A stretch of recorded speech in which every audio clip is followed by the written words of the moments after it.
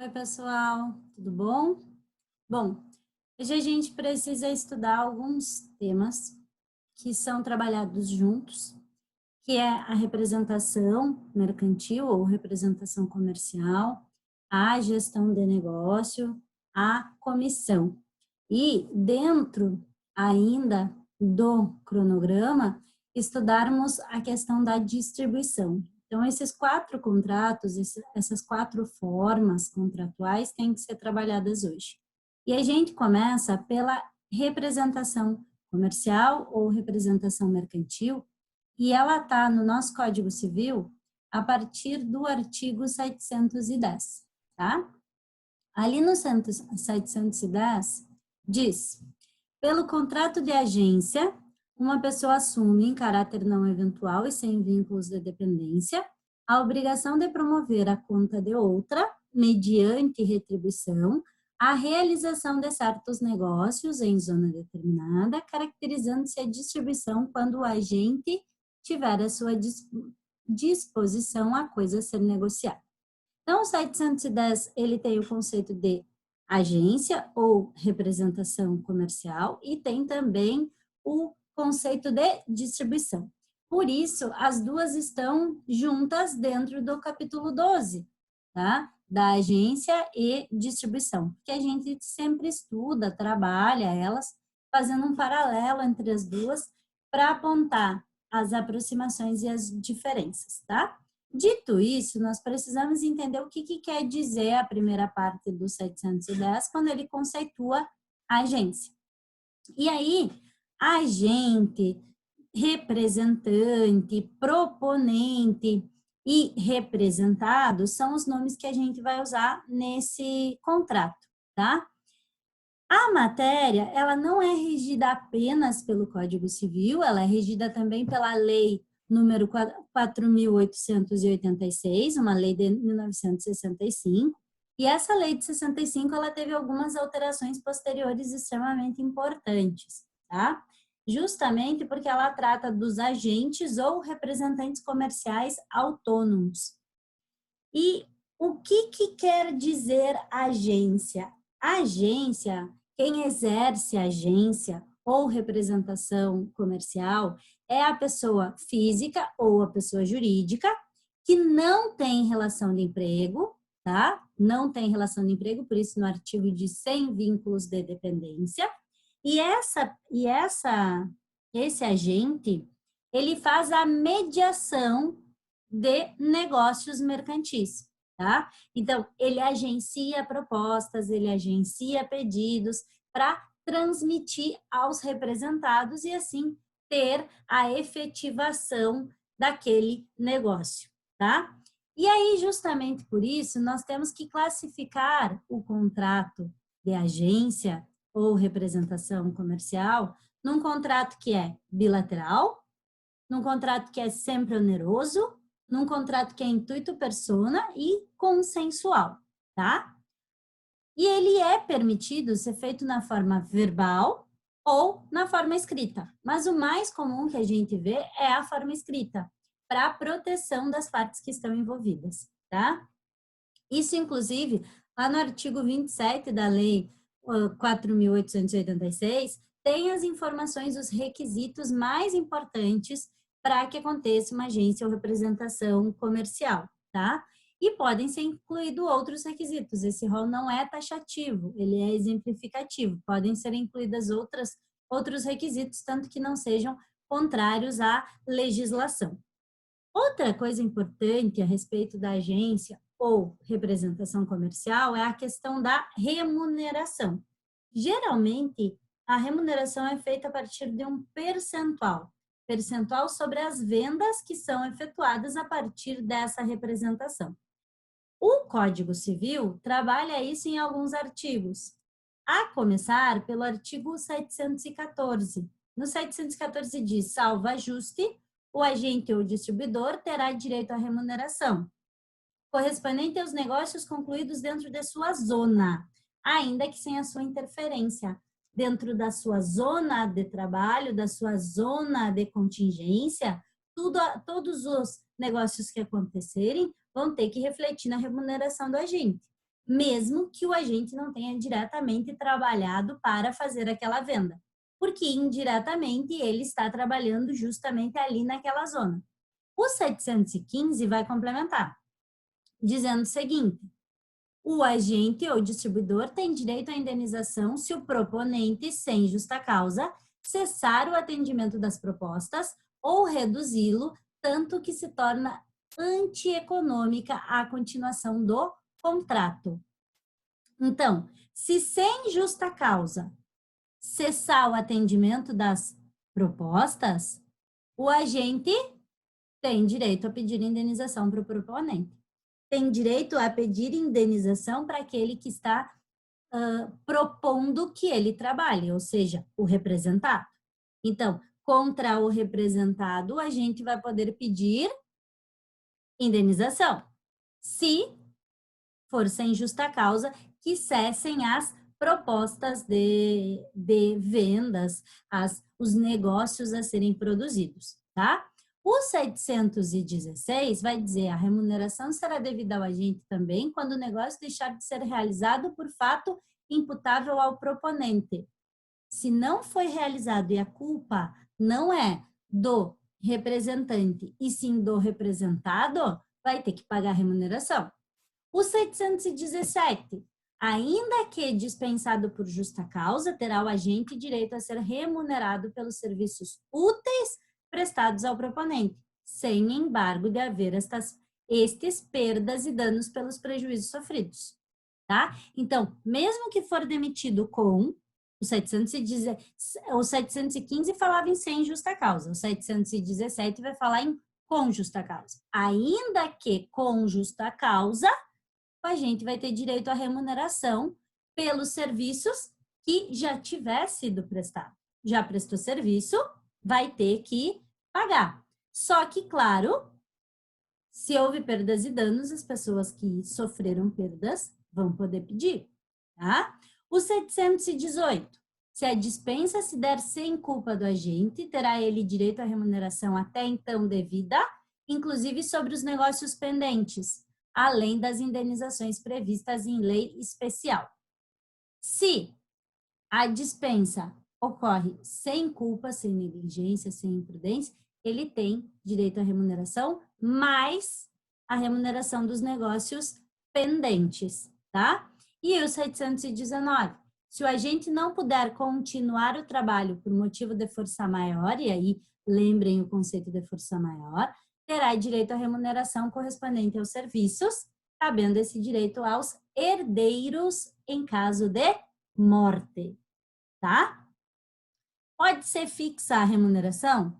Pode, não tem problema. Só que a remuneração fixa, ela vai depender de um acordo expresso, tá? De que expressamente as partes acordem que vai ser fixa essa remuneração.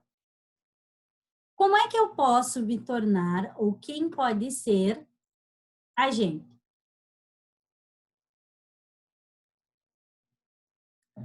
A lei 4.886, ela traz em seu artigo 4º quem é impedido de ser, tá?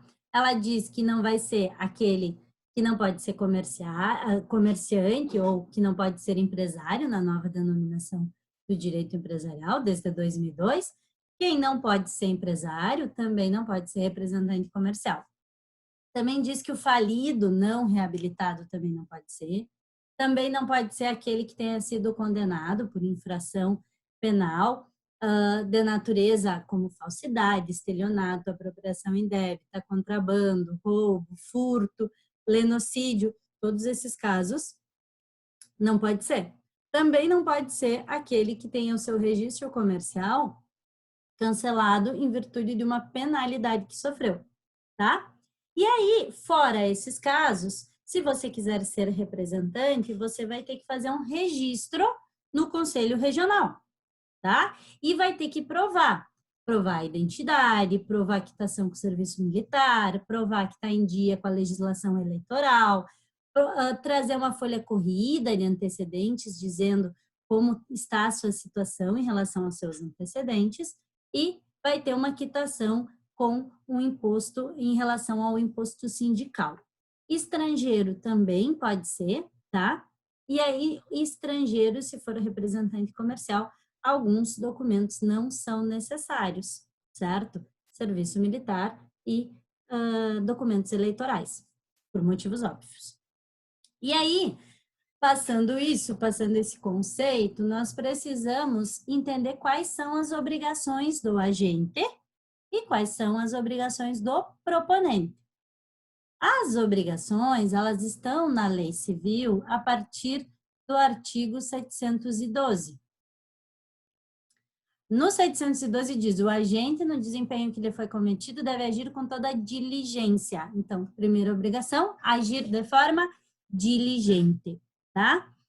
Segunda obrigação, angariar negócios mercantis para o proponente, que é essa função que ele tem, né? Angariar negócios.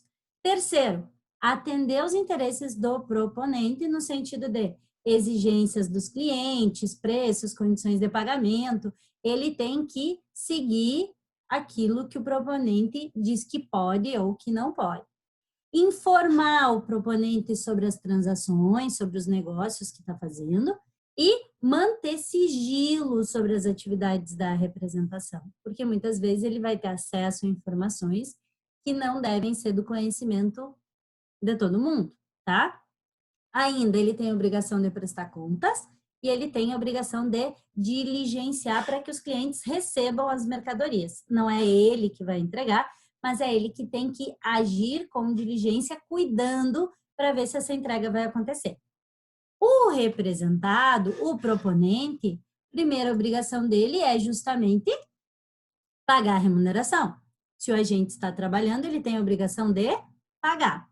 Segunda obrigação, não constituir mais de um representante para uma zona. Por quê? Porque naquela zona deve ser um representante. E executar todos os contratos que forem celebrados pelo agente. Se o agente fez o contrato, cumpriu o contrato, tá? Como é que eu extingo? Quais as situações de extinção? As situações em que eu posso extinguir ou que deve ser extinto o contrato de agência. Primeiro, contrato de agência pode ser por tempo determinado ou indeterminado, tá? E se for por tempo determinado, decorreu o prazo, acabou o contrato. Denúncia. O que é a denúncia? E por que denúncia é extinção do contrato de agência? Porque quando ela for por prazo indeterminado, pode haver extinção pela vontade de uma das partes, vontade unilateral de uma das partes, e sem causa justificada. E aí o nome desse instituto é denúncia. Onde é que está esse instituto? No artigo 34 da Lei 4886 e no artigo 720 do Código Civil, quando ele diz o seguinte: se o contrato for por tempo indeterminado, qualquer das partes poderá resolvê-lo, mediante aviso prévio de 90 dias, desde que transcorrido o prazo compatível com a natureza e o vulto do investimento exigido do agente.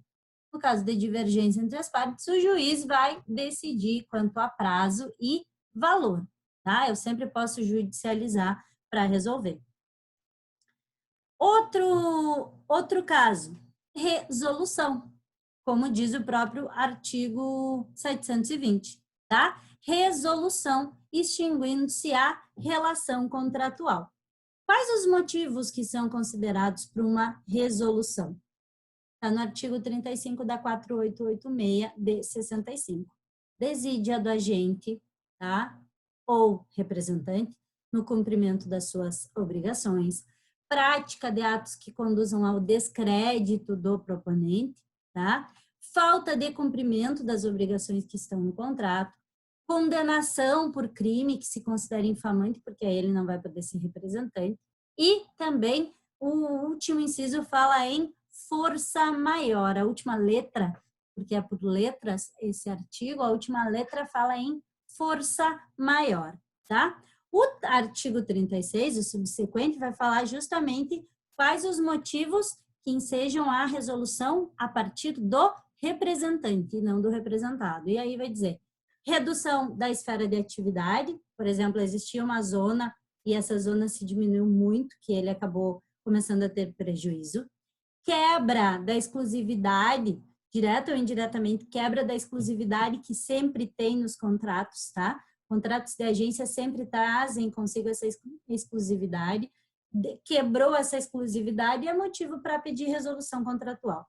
Fixação abusiva de preço em relação à zona, é uma zona que está numa condição financeira, passando por uma crise por causa de uma quebra de safra, de um problema, e o proponente não baixa os valores, mantém um valor muito alto que não dá para vender naquele valor, é um motivo, tá?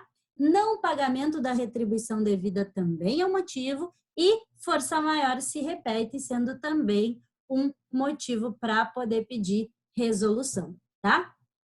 Essas são as linhas gerais do contrato de agência. Esses 4 contratos, eles vêm para que vocês entendam o que eles são. Por isso, eles também são aprendidos de forma mais rápida, mais célere, tá? O segundo é distribuição. E por que ele vem, o estudo dele vem logo depois de agência? Justamente porque ele está nos mesmos artigos que a agência. A começar pelo 710, que eu volto lá para o 710 para que a gente possa entender o que é distribuição. Enquanto a agenciar é fazer negócios à conta, fazer negócios representando aquele empresário, aquela empresa, o contrato de distribuição, diz o final do artigo 710, caracteriza-se quando a gente tiver à sua disposição a coisa a ser negociada. Então, eu não apenas agencio o negócio, como eu também entrego o negócio.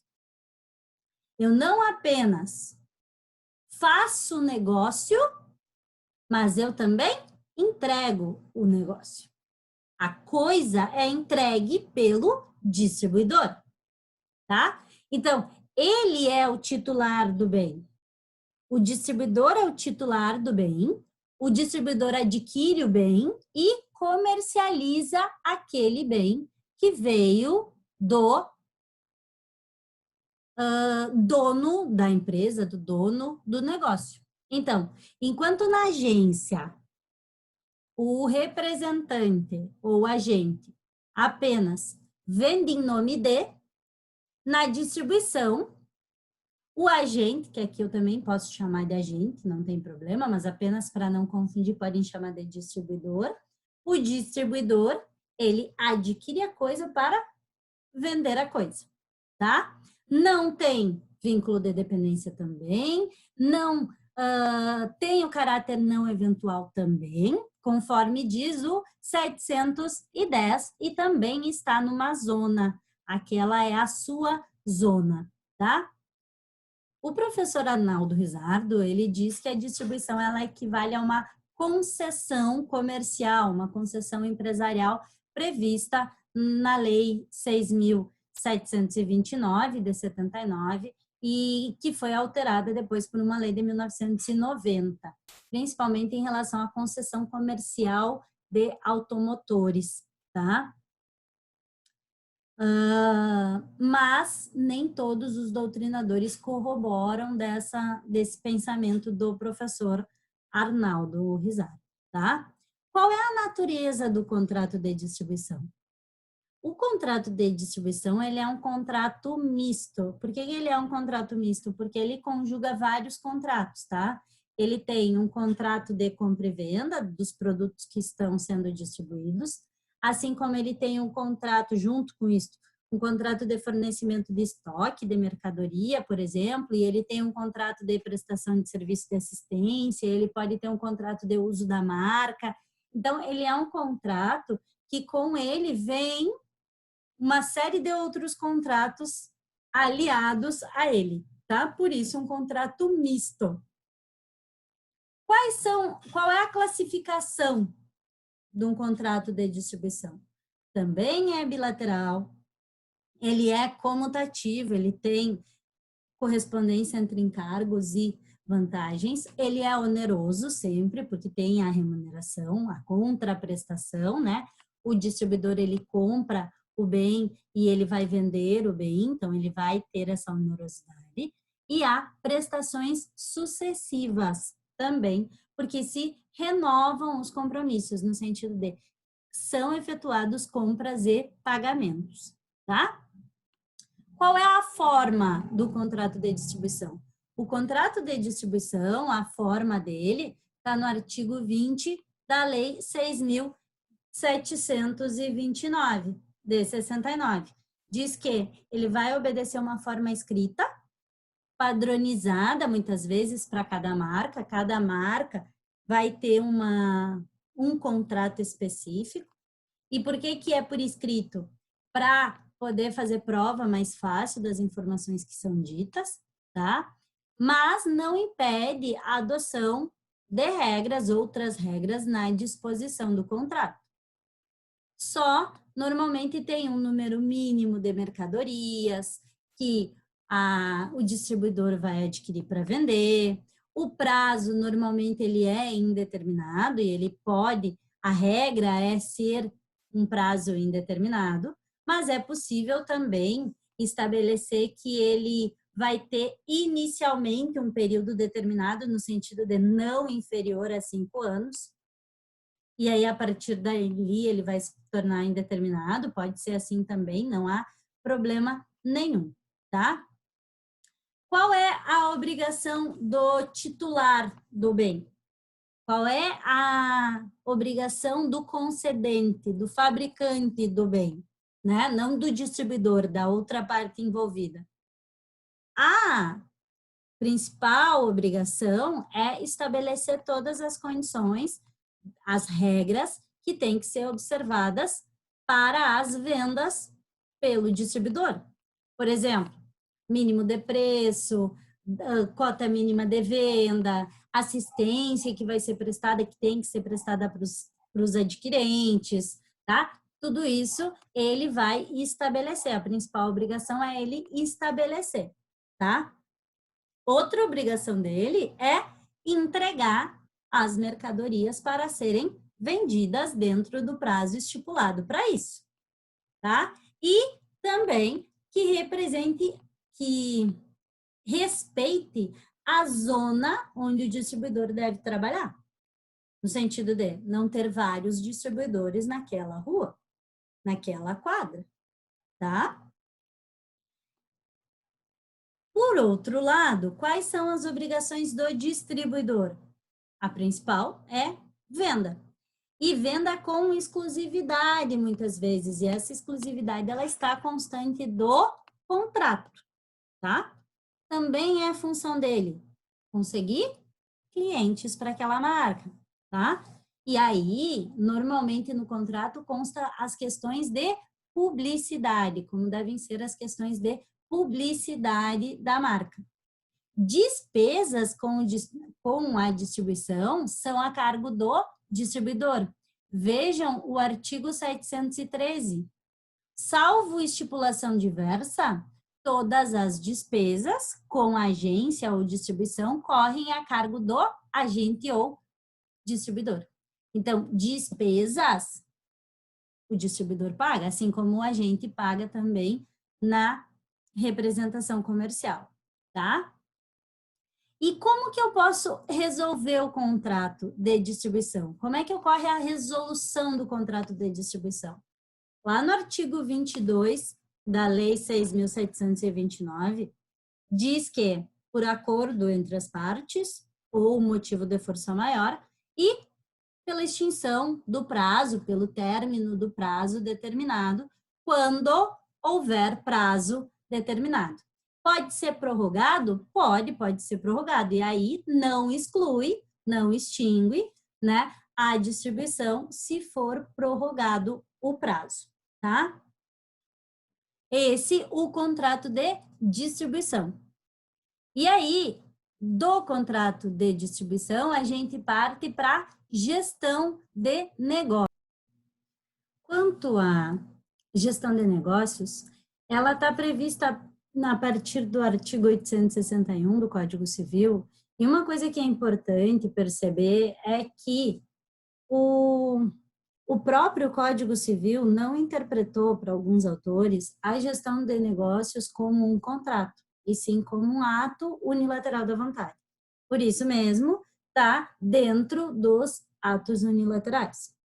Agora, a caracterização contratual está dentro da gestão de negócios. Por isso, nós estudamos esta parte da disciplina dentro de direito contratual, tá? E o que é esta gestão de negócios para que a gente possa entender do que a gente está falando? Diz o artigo 861, aquele que, sem autorização do interessado, intervém na gestão de negócio alheio, porque quando tem autorização é mandato. Quando é sem autorização, intervém na gestão de negócio alheio, dirigi-lo-á segundo o interesse e a vontade presumível de seu dono, ficando responsável a este e as pessoas com que tratar.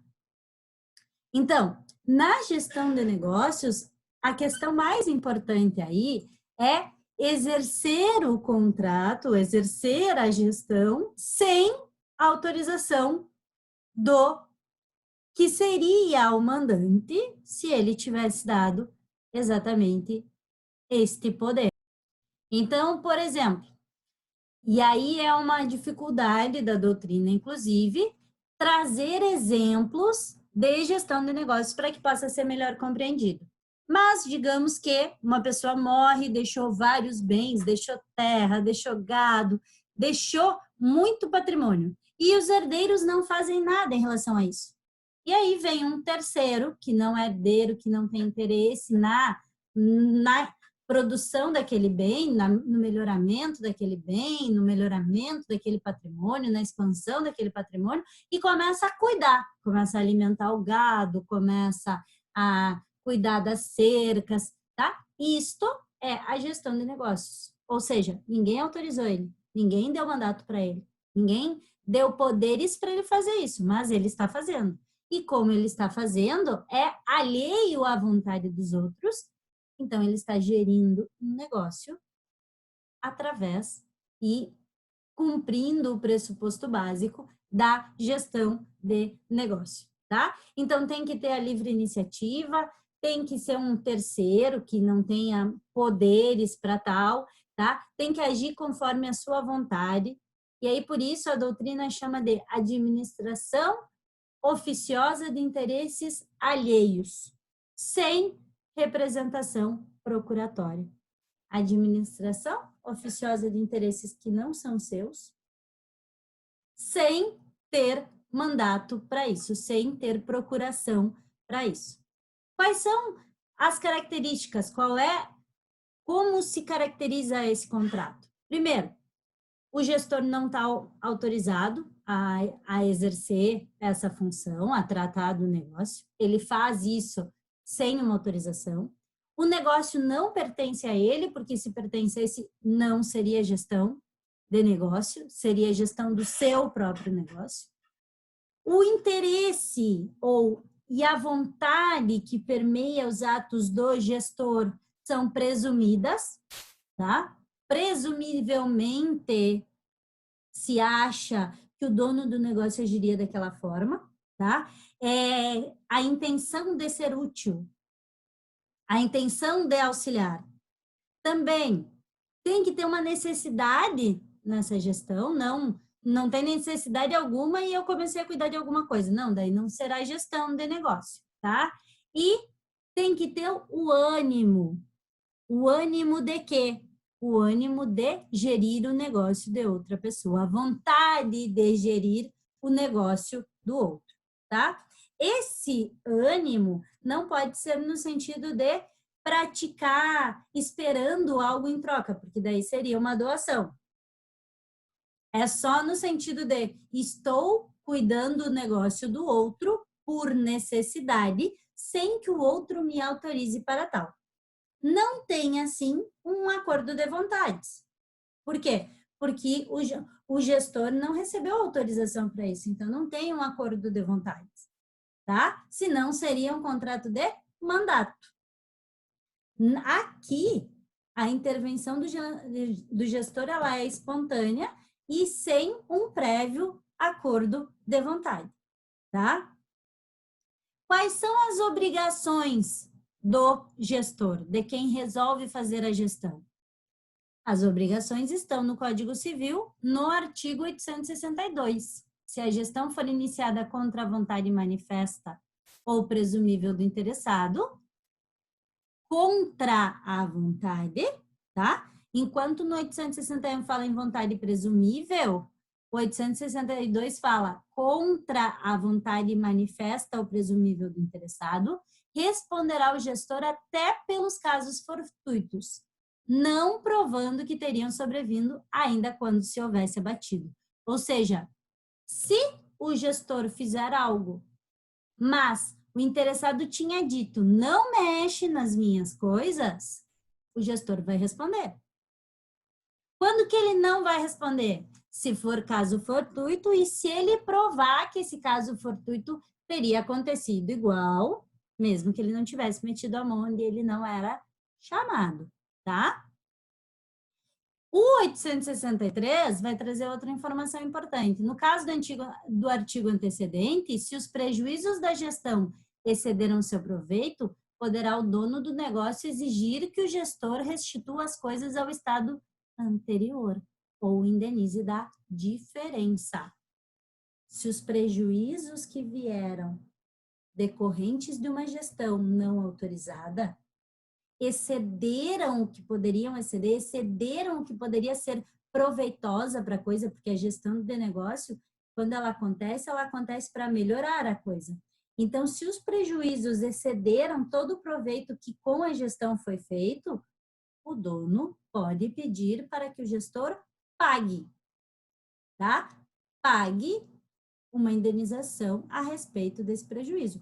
Ou então, que torne as coisas iguais ao que eram antes, quando possível, tá? Quando possível. Não dá para esquecer que às vezes não é possível, certo? O artigo 864, o artigo 865 e o artigo 866 vão falar sobre o dever de diligência que o gestor tem que ter quando ele vai agir, tá? Então, ele tem que envidar esforços para que a coisa melhore. E o desvio de conduta, ele importa em culpa. E se tiver culpa, ele vai responder pelos danos que ele causar. Igual, tá? O 868 vai falar sobre o gestor responde pelo caso fortuito quando fizer operações arriscadas, ainda que o dono costumasse fazê-lo, ou quando preterir interesse deste em proveito de interesses seus, tá? Não importa que o dono do negócio fizesse algo arriscado, o gestor não pode fazer, porque a coisa não é dele. Então, se o dono do negócio quiser fazer uma coisa arriscada com a sua, um ato arriscado, qualquer coisa que ele já vinha fazendo, uma operação arriscada que ele já fizesse, ok, a coisa é dele, ele faz com a coisa o que ele quiser, em princípio. Agora, o gestor não pode se utilizar disso para dizer, mas ele fazia, eu também posso fazer igual, porque ele sempre tem que lembrar que ele não é dono da coisa. 867, se o gestor se fizer substituir por outrem, responderá pelas faltas do substituto. Por quê? Porque além dele estar fazendo sem autorização, ele ainda passa isso para um terceiro, ainda diz para um terceiro fazer por ele, tá? Sem prejuízo, ainda que seja pessoa idônea, sem prejuízo da ação que a ele ou ao dono do negócio contra ela possa caber, tá? Por quê? Passou para outros, responde. Passou para outra pessoa fazer por você, responde. E o dono do negócio, já que o gestor foi ser um bom samaritano e cuidar da coisa que não era sua. O dono do negócio, que obrigação que tem?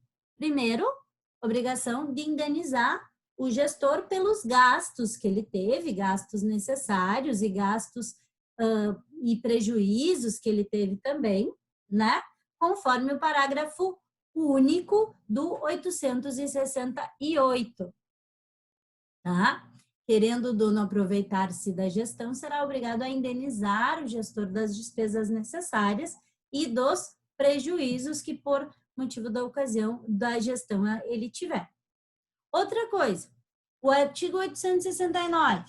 Se o negócio for utilmente administrado, cumprirá o dono as obrigações contraídas em seu nome, reembolsando ao gestor as despesas necessárias ou úteis que houver feito, com os juros legais, desde o reembolso, respondendo ainda pelos prejuízos que este houver sofrido por causa da gestão, tá?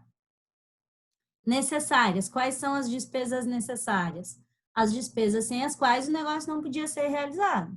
E as úteis, as que aumentam o proveito, no mesmo sentido das benfeitorias, tá? O artigo 873 traz uma informação importante sobre a ratificação. A ratificação pura e simples do dono do negócio retroage ao dia do começo da gestão e produz todos os efeitos do mandato.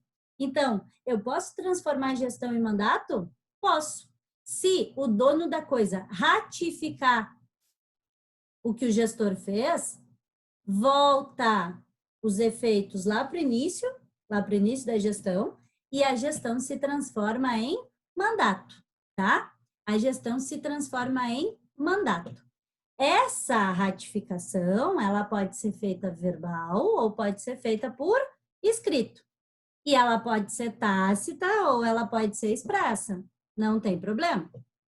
No mesmo sentido do mandato, que pode ser expresso ou tácito, que pode ser verbal ou escrito. Do contrário, se o dono do negócio desaprovar a gestão, cabe o artigo 874. Se o dono do negócio ou da coisa desaprovar a gestão, considerando-a contrária aos seus interesses, vigorará o disposto nos artigos 862 e 863, salvo estabelecido nos artigos 869 e 870. 862 diz que vai responder, 863 diz que vai pagar os prejuízos, né? Salvo as despesas que têm que ser pagas, as despesas necessárias e as despesas úteis, tá? Que daí tem que pagar o gestor igual. E o 870, que diz que a indenização ao gestor não pode exceder as vantagens obtidas com a gestão, tá? Negócios comuns do gestor e do dono estão na 875. Se os negócios alheios forem conexos ao do gestor, de tal arte que, se não possam gerir separadamente, haver-se-á o gestor por sócio daqueles cujos interesses agenciar de em volta com os seus, tá? Ou seja, tem uma conexão entre os negócios, se torna uma gestão comum, tá? Porque não é possível eu separar isso, não é possível uma gestão separada. E aí, nesse caso, o gestor é entendido como sócio do titular, tá? O beneficiado com a gestão, ele só é obrigado em relação a outra pessoa na razão das vantagens, ou seja, no sentido, no caminho das vantagens, tá? E isso está escrito no parágrafo único do 875, último artigo referente à gestão de negócios, tá? Então, gestão de negócios é algo que não foi autorizado e a pessoa passa a gerir a coisa da outra sem esta autorização, mas no sentido de beneficiar a coisa, de cuidar a coisa, de melhorar o proveito da coisa, certo? Passada a gestão de negócios, nós precisamos estudar a última parte desta matéria, que é justamente a comissão.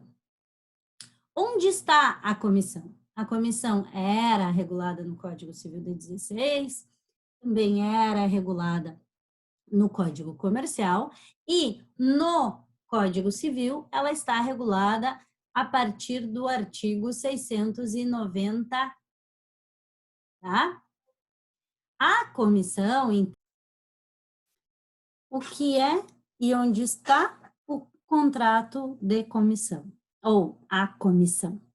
A comissão, dita comissão mercantil, ela está no Código Civil, no artigo 693 e seguintes. Antigamente, ela era chamada de comissão mercantil e assim estava no próprio Código Comercial. No Código Civil, ela vem como comissão, porque ela pode ser feita em âmbito civil, assim como em âmbito mercantil, em âmbito comercial. Normalmente, ela acontece em âmbito comercial, justamente envolvendo uma relação empresarial, tá? Pelo conceito do direito empresarial, do que é empresa, do que é empresário, do que é sociedade. O que é a comissão? A comissão é um contrato em que uma pessoa adquire ou vende bens em seu próprio nome e a partir da sua própria responsabilidade, mas isso acontece por conta e por ordem de outra pessoa, tá? Então, em razão de uma ordem de uma outra pessoa, eu vendo ou eu compro bens e, a partir disto, eu ganho uma remuneração. Por que eu faço isso? Em troca de uma remuneração, tá? O artigo 693, ele vai dizer, o contrato de comissão tem por objeto a aquisição ou a venda de bens, aquisição, compra ou venda de bens pelo comissário, em seu próprio nome, mas a conta do comitente, tá? Ou seja, nós temos um contrato em que um comerciante, por exemplo, assume a obrigação de realizar atos, realizar negócios de natureza comercial em favor e seguindo as instruções de um terceiro, de uma outra pessoa, mas age em seu próprio nome, não no nome desse terceiro. Age em seu próprio nome, o que justamente determina que é sua a responsabilidade perante terceiros com os quais negocia, e não da pessoa por quem ele fala, tá? Então, o comissário, ele vai contratar em nome próprio, da sua própria pessoa física, ou por meio da sua razão social, se for uma pessoa jurídica. Ele atua seguindo ordens do comitente, mas ele atua com o seu nome, não com o nome do comitente, senão seria uma representação, tá? O comitente, aquele que está dando as ordens, não participa das relações que o comissário faz com as pessoas. Ele não participa. E aí a gente pode ver o 694 para poder entender isso. O comissário fica diretamente obrigado para com as pessoas com quem contratar, sem que estas tenham ação contra o comitente. Ele está dando as ordens, mas ele não vai participar da relação. Nem o comitente contra elas, salvo se o comissário ceder seus direitos a qualquer das partes, tá? Salvo se ele ceder os seus direitos. Então, o termo comissão, ele representa o quê? A remuneração que o comissário recebe. Por esse trabalho, o comissário vai receber uma comissão. Então, eu tenho o comitente, eu tenho o comissário e eu tenho a comissão. Inclusive, no artigo 709, vai trazer uma informação importante. São aplicáveis à comissão, no que couber, as regras sobre mandato. Então, aquilo que eu não consigo responder juridicamente a partir das informações previstas dos 693 até o 609, eu vou me utilizar das regras do mandato para saber, para tirar, para resolver as situações que ainda estão nebulosas, que ainda não estão conseguindo ser resolvidas, tá? Quais são as obrigações do comissário, daquele que faz, desempenha e vai receber a comissão, em relação ao comitente, aquele que dá as ordens? Primeiro, o 695. 695 diz, o comissário é obrigado a agir de conformidade com as ordens e instruções, devendo, na falta delas, não podendo pedi-las a tempo, proceder segundo os usos em casos semelhantes. Então, aceitou o encargo, vai agir conforme as ordens e as instruções. Essa é a primeira obrigação. Segundo, o comissário se obriga em relação às pessoas que estão contratando com ele, tá? Conforme a gente viu no 694, a segunda obrigação do comissário. Terceira, 696. No agir, agir com cuidado e com diligência, tá? Para evitar prejuízo, mas também para proporcionar lucro, certo? Também para proporcionar lucro. Outra obrigação do comissário, 699. O artigo diz: presume-se o comissário autorizado a conceder dilação do prazo para pagamento, se não houver instruções diversas, tá? Então, se ele tiver ordens de não prorroga prazo, não dá prazo, ele não pode fazer. Do contrário, ele pode dar prazo a mais se ele vê que é necessário, tá? O artigo 700, inclusive, fala: se houver instruções do comitente proibindo prorrogação de prazo para pagamento, ou se essa não for conforme os usos, poderá o comitente exigir que o comissário pague ou responda pelas consequências, tá? Então, tem que seguir as instruções. Também, se for venda de mercadoria a prazo, o comissário tem a obrigação de realizar a cobrança, porque ele que fez a venda, ele que vai cobrar, tá? Além disso, conservar a guarda das coisas, conservar os direitos atinentes às coisas que ele tem em seu poder, tá? E pagar os juros se ele incidir em mora na entrega dos fundos ou dos valores que são devidos ao comitente. Isso está no 706 do Código Civil, tá? Os dois são obrigados a pagar um juro para o outro. Por último, a última obrigação do comissário é avisar para o comitente todo e qualquer dano que as mercadorias tenham sofrido, tá? Se a mercadoria sofreu dano, ele é responsável. Essas são as obrigações do comissário. Quais são as obrigações do comissário em relação a terceiros? Não em relação ao comitente, mas em relação a terceiros. Ele tem responsabilidade pelas obrigações, está lá no 694, tá? E ele tem responsabilidade pela perda ou extravio de dinheiro que tenha sido dado para ele, tá? Ainda que venha isto em decorrência de caso fortuito ou força maior, a não ser que ele prove que ele diligentemente guardou a coisa, tá? Essa era uma previsão do Código Comercial, mas a gente continua utilizando ela no dia a dia prático da comissão. E essas são as obrigações do comissário em relação aos terceiros e antes em relação ao comitente. E quais são os direitos do comissário? Primeiro, receber a remuneração, né? Tá no 701, que se não for estipulada a remuneração, ele vai ser arbitrado conforme as regras do lugar, tá? Além disso, além o direito que ele tem, ele pode reter os bens adquiridos em favor do comitente para pagar não só os desembolsos, mas também garantir sua remuneração. Isso está previsto no 708. Para reembolso das despesas e como recebimento das comissões, tem o comissário direito de retenção sobre os bens e valores.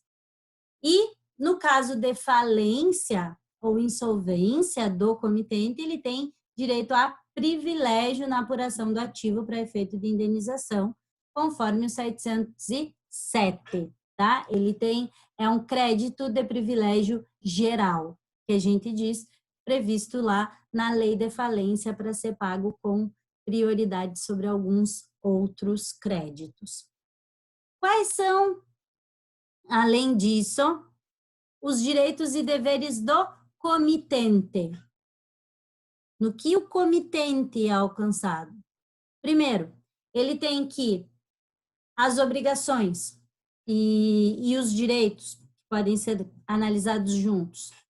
Opor todas as exceções permitidas ao comissário, como descumprimento das obrigações, mora na prestação de contas, falta de repasse dos valores, ausência de diligência, cuidado, presteza, tudo isso, se acontecer, ele pode ingressar contra o comissário. Outra, ele pode exigir que o comissário responda pelos prejuízos, tá?